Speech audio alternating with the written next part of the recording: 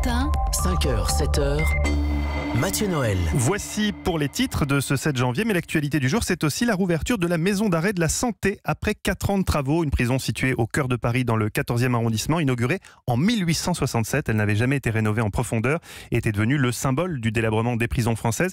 Bonjour Christelle Rotard. Bonjour Mathieu Noël. Merci d'être avec nous en studio. Vous êtes la directrice de cette nouvelle prison de la Santé. Déjà, à quoi ressemble ce bâtiment rénové? En quoi consistaient les travaux? Alors les travaux ont consisté d'une part en une réhabilitation d'une partie du site qui a été conservée et qui a été améliorée, et en d'autre part une reconstruction complète de la plus grande partie du site. Donc on a deux tempos dans la détention, la partie réhabilitée et la partie entièrement reconstruite. 210 millions d'euros de travaux, des dispositifs high-tech comme un système de brouillage des téléphones portables. C'est vraiment la prison la plus moderne de France maintenant ? C'est l'une des prisons les plus modernes de France, effectivement. Il y a déjà combien de détenus à l'heure où nous parlons dans cette prison ?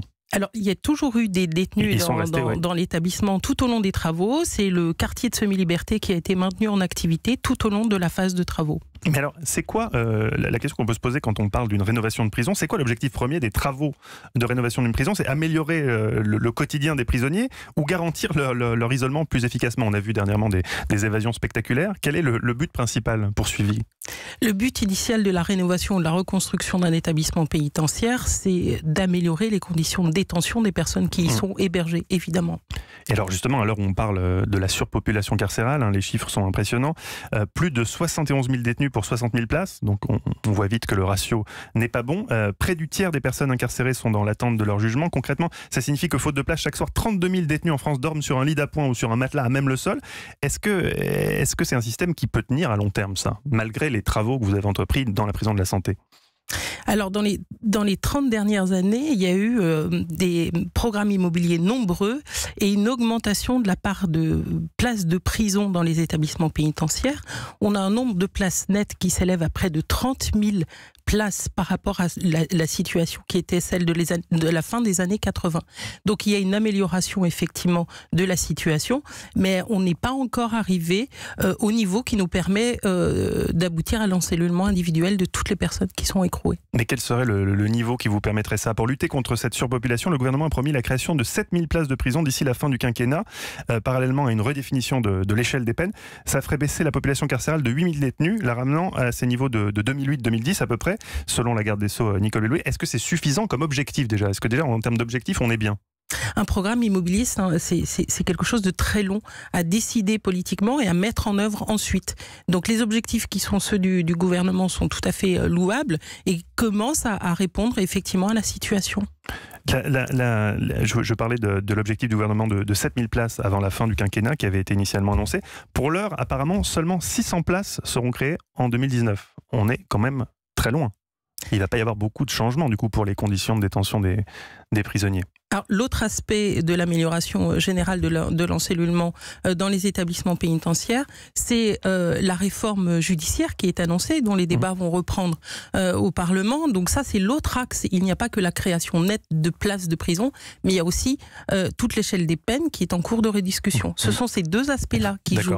Qui pourront s'équilibrer. Eva Roch. vous parliez de l'amélioration des conditions de vie des détenus.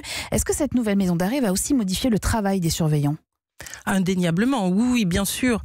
Dans les cellules qui sont mises à disposition désormais de l'établissement, on trouve un certain nombre d'équipements qui ont un impact aussi sur le travail des surveillants. Ainsi, chaque personne détenue va pouvoir bénéficier d'un téléviseur, d'un réfrigérateur, d'une plaque chauffante, surtout d'une douche en cellule et aussi d'une ligne fixe qui lui permettra de rester en contact avec ses proches. Les deux derniers aspects entraîne forcément un allègement des tâches du surveillant et un recentrage de ses tâches sur son métier, sur son cœur de métier, qui est la prise en charge des personnes qui sont hébergées. Alors on évoquait l'installation de brouilleurs de téléphones portables. Ça, c'est une mesure très importante. Expliquez-nous, qu'est-ce que ça va changer? Il va y avoir une ligne fixe dans la cellule maintenant? C'est ça, c'est le pendant de la ligne fixe, c'est le brouillage total de la détention et donc l'empêchement de l'entrée illicite des téléphones portables et du trafic qui sont liés à l'utilisation de ces téléphones portables. C'est une première dans les établissements pénitentiaires français. Et effectivement, c'est sur l'établissement de Paris La Santé que la mesure est déployée. Et la prison de la Santé, c'est ma dernière question, accueillera aussi des détenus radicalisés. Ils occuperont un secteur particulier? Oui, ils occuperont un secteur particulier et bénéficieront d'une prise en charge très particulière. Très particulière, mais ça, j'imagine que vous ne pouvez pas en dire plus. Eva, vous n'avez pas de dernière question? Non, c'est bon, je vous écoute, Mathieu. Ça tombe bien, nous sommes au bout de l'interview. Merci beaucoup, Christelle Rotard, directrice de la Maison d'arrêt de la santé, d'avoir été avec nous ce matin sur Europe 1, la prison de la santé qui rouvre donc ses portes aujourd'hui. Merci.